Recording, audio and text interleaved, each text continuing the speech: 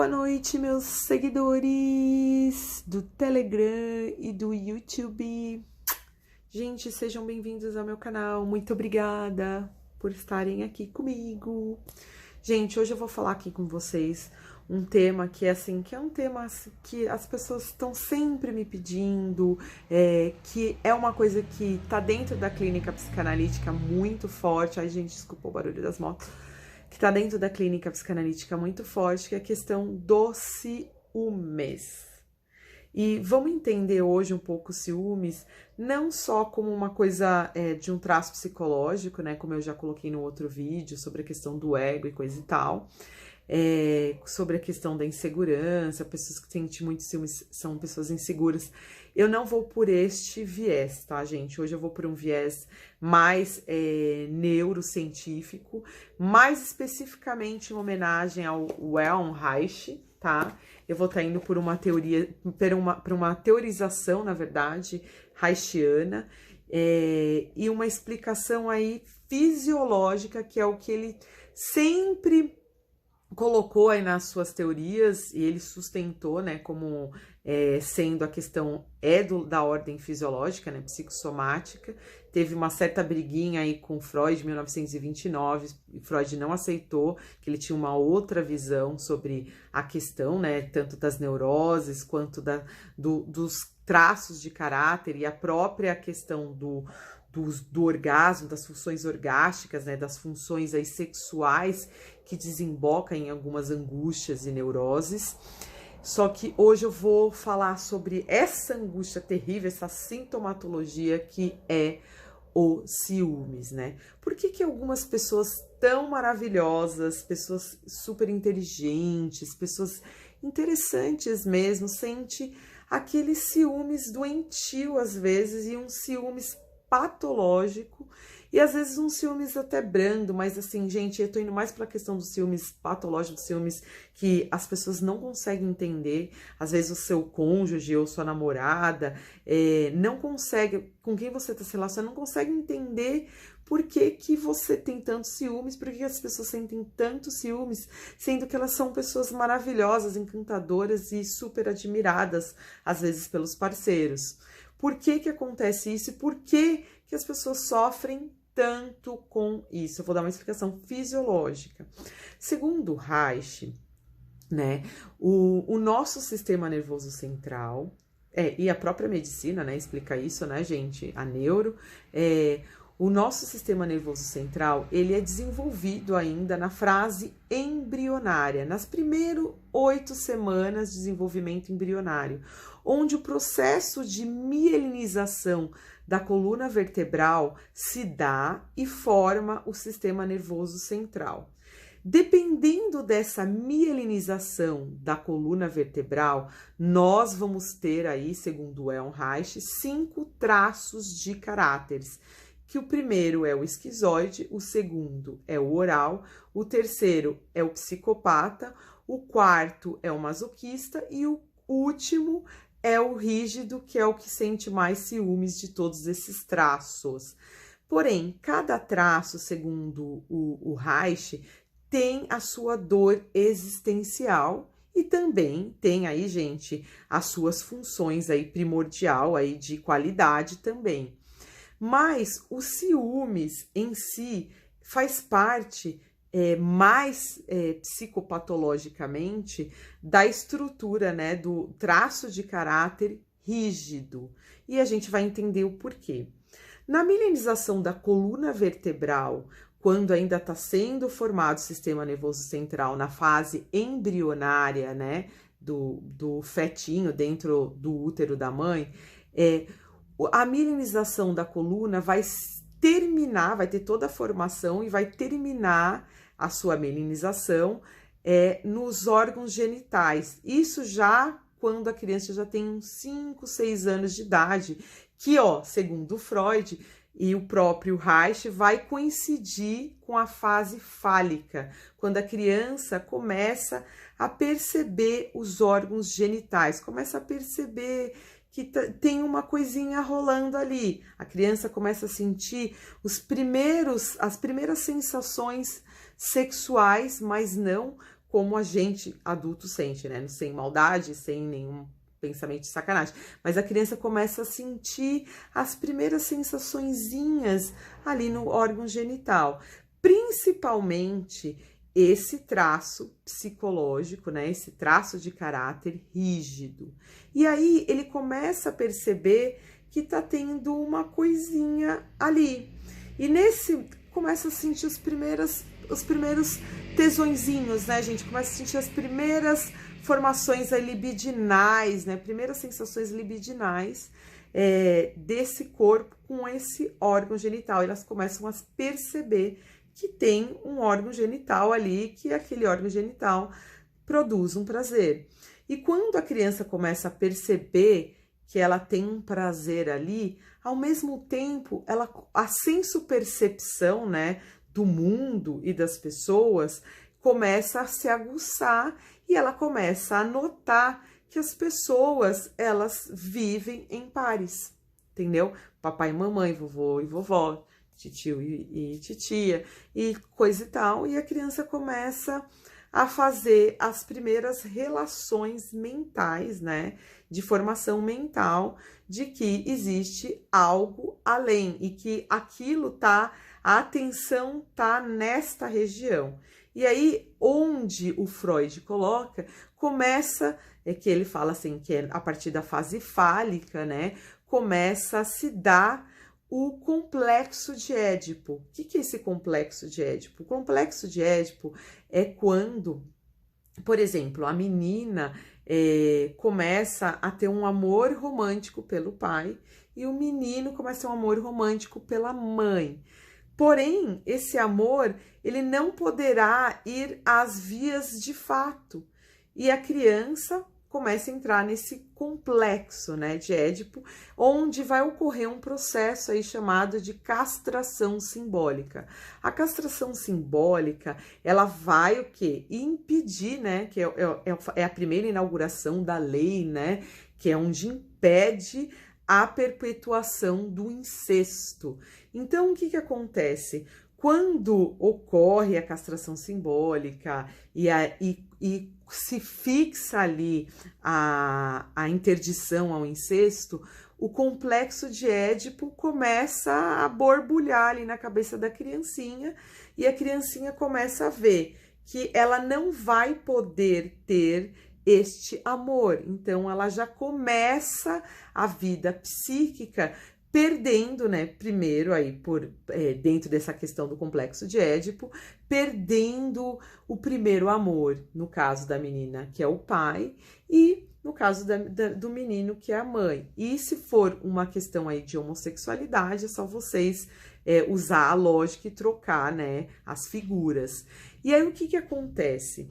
Nesse processo de desenvolvimento neuropsicológico, a criança começa a desenvolver os primeiros conflitos, né? Os primeiros complexos, né? O complexo de Édipo começa a desenvolver os primeiros conflitos edípicos. Esses conflitos edípicos vão trazendo para a formação desse psicológico toda uma insegurança. A criança começa a ver assim, começa a criar na cabeça que aquele amor vai ser impossível. E aí começa a se desenvolver uma questão da disputa. Começa a desenvolver uma questão de, eu tenho que ser melhor, eu tô perdendo, tenho que ser melhor que a mamãe, eu tenho que ser melhor que o papai. É onde começa a ter aquelas primeiras briguinhas, né? E ao mesmo tempo, a criança vai sendo desenvolvida e toda a sua questão neuropsicológica vai sendo desenvolvida em cima de um processo de insegurança, porque esse primeiro amor, primeiro passou aí pela castração simbólica, inauguração da lei incesto, né, proibição do incesto, e a criança vai tendo que lidar com o primeiro não do amor. Esse primeiro não do amor vai desembocar numa insegurança, principalmente nesse caráter, né?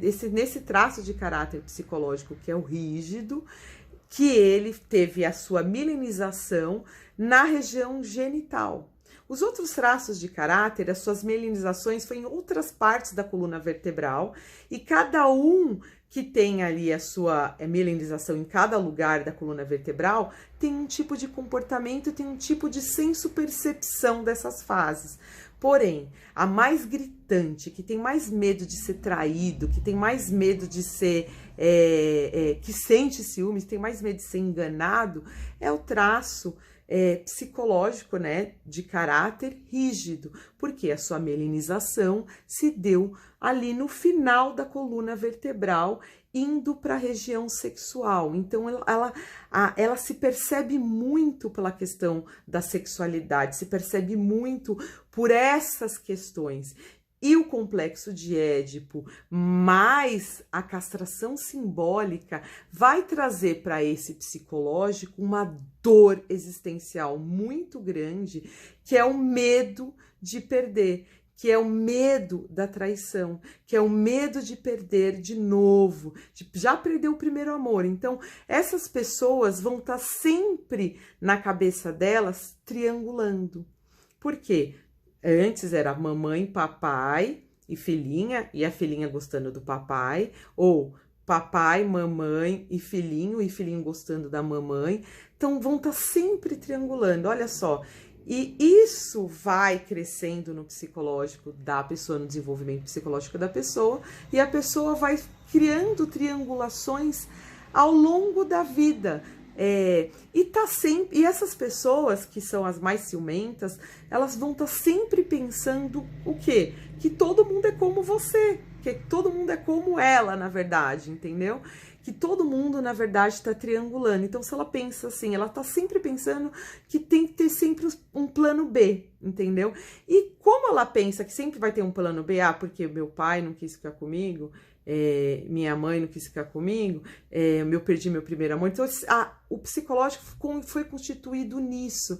Então, a triangulação é uma coisa que já está dentro do desenvolvimento, aí que vem desde a mielinização, que vai se desembocar aí na fase fálica, e a fase fálica vai na estruturação do complexo de Édipo. O processo de castração vai fazer com que essa pessoa sabe que ela não vai, que tem uma interdição, né, do incesto, e que por isso ela vai ter que lidar com esse primeiro não, que vai trincar o seu psicológico desse primeiro amor, que na verdade é de um coração partido, né?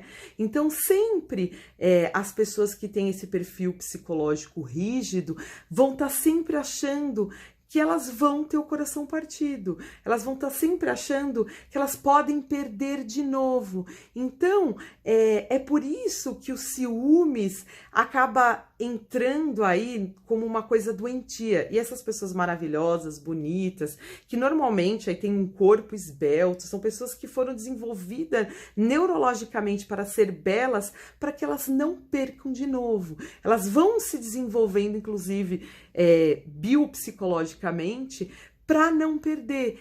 Tanto assim na vida profissional, quanto na vida sentimental, quanto em qualquer relação política, social, tudo que vocês puderem imaginar, essas pessoas estão sempre competindo para serem melhores, para não perder de novo. E isso não é só na relação amorosa, mas foi a partir da relação amorosa trincada e pelo próprio desenvolvimento né, psicológico, que elas vão por esse caminho.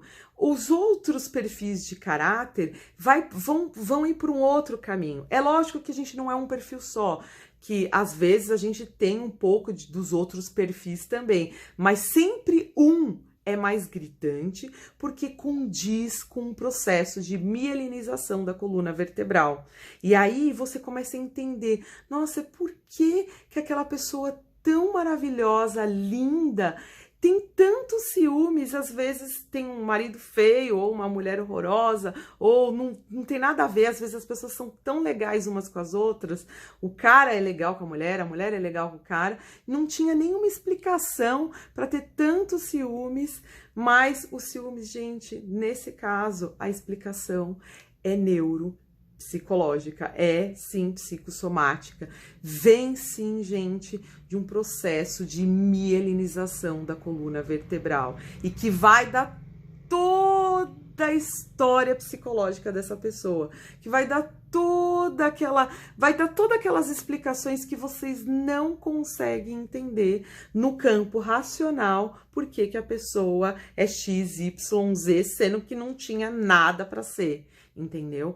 A questão tá na milenização da coluna vertebral e como isso foi conduzido aí nos primeiros desenvolvimentos psicológicos, mas principalmente no complexo de Édipo, a partir do processo aí de castração simbólica e interdição do incesto, esse amor aí que é trincado, né, que esse coração partido, vai desenvolver para esse psicológico toda uma estruturação que vai levar à insegurança e à competição, a querer sempre ser melhor, e o processo da própria triangulação que essas pessoas vão estar sempre fazendo com todas as coisas da vida. São pessoas que, a gente nunca deve cobrar dessas pessoas foco, assim, ai, foca. Não dá para focar. Por quê? As pessoas que têm um desenvolvimento mais de traço de caráter mais rígido são pessoas que estão sempre tendo um plano B. Nunca consegue focar só numa profissão. Por exemplo, a pessoa faz uma especialização X, Y, Z e acaba trabalhando com todas e elas conseguem ser muito bom em todas. Elas não conseguem focar. São aquelas pessoas que não conseguem dar foco.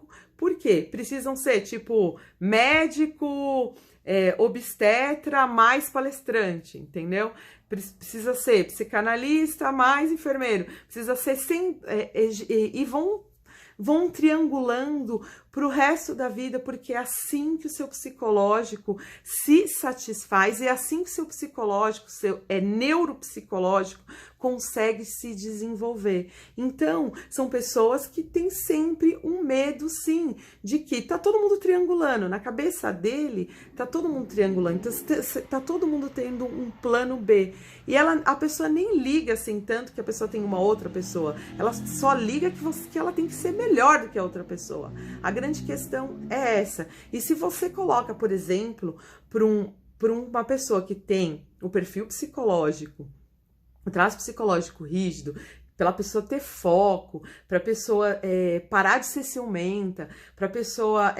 todas essas coisas que para você que está atendendo paciente, que está nesse perfil, essa é uma dica. Se você cobrar de uma pessoa ciumenta, que ela pare de ter ciúmes, que ela seja segura, que ela foque na vida, no que ela quer, você vai estar indo pelo caminho errado. O caminho certo é mostrar para ela, sim, que existem pessoas que podem ser confiáveis, mostrar para ela o caminho da confiança e, ao mesmo tempo, não apontar para essas pessoas que ela tem uma falha em determinadas coisas, porque são pessoas altamente competitivas. Toda vez que você aponta uma falha, você mostra, ó, você perdeu de novo, entendeu? Você perdeu novamente o seu grande amor. Então, assim, são pessoas que, quando você mostra o caminho, né, das pedras e ela consegue caminhar, ela vai caminhar perfeitamente bem e vai conseguir lidar aí com as suas dores existenciais. Se você for uma pessoa, por exemplo, estivesse se relacionando com uma pessoa altamente ciumenta, dê uma chance para que ela comece a trabalhar essas questões. Mostra para ela o quanto você a ama, mostra para ele o quanto você o ama, dê segurança para essa pessoa. No momento que você conquista a segurança de um rígido, você vai ter uma pessoa leal, que ela não vai triangular, não vai querer ter um plano B. Porque assim, o que acontece? Quando a pessoa sente que ela pode ser trocada, ela vai automaticamente criar um plano B, e ela nunca vai se entregar verdadeiramente para uma pessoa, porque ela sabe que ela uma hora pode ser trocada ou não. Então, para que você tenha uma relação com uma pessoa que tem um perfil, aí um traço psicológico rígido, é importante que você estabeleça com elas laços de confiança e que você nunca exponha aquilo que ela sente ou aquilo que ela tá passando, jogue na cara, porque no momento que você jogar na cara dela, ela já vai se sentir acuada e aí vai tentar criar um outro plano B, porque ele já sabe que automaticamente ela pode ser trocada. Então, essas pessoas, por exemplo, pessoas que fazem joguinhos de ciúmes e coisa e tal, se fizer joguinhos de ciúmes com uma pessoa que tem um traço psicológico rígido, essa pessoa vai te eliminar, porque ela não quer passar por uma dor existencial de ser trocada novamente. Então, para esses perfis, gente, o importante é você criar um relacionamento. Ela não liga de você ter um plano B. É engraçado isso, né? Porque como o psicológico da pessoa rígida tá sempre voltado para a questão da triangulação, ela não liga se você tem um plano, se você tem uma outra pessoa, ela não liga. Ela só liga assim, tipo, que ela tem que ser melhor do que essa outra pessoa para você.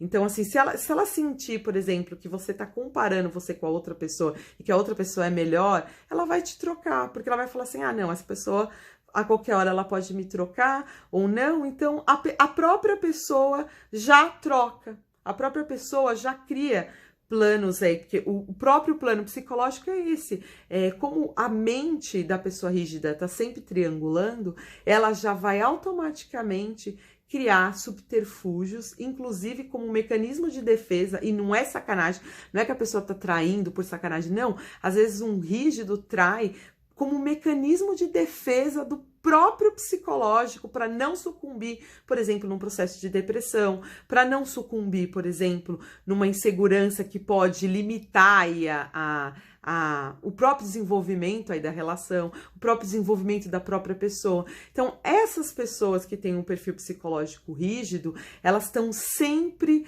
criando um plano B. São aquelas pessoas empreendedoras que têm 5, 6 empresas e que não conseguem ter uma só. Por quê? Porque se ela focar em uma só, ela acha, porque como ela foi constituída neuropsicologicamente desde a fase da milenização, achando que a coisa pode não dar, pode trincar, pode ser trocada, ela tá sempre criando planos paralelos, seja de desenvolvimento, seja de proteção de um relacionamento, seja de proteção psicológico.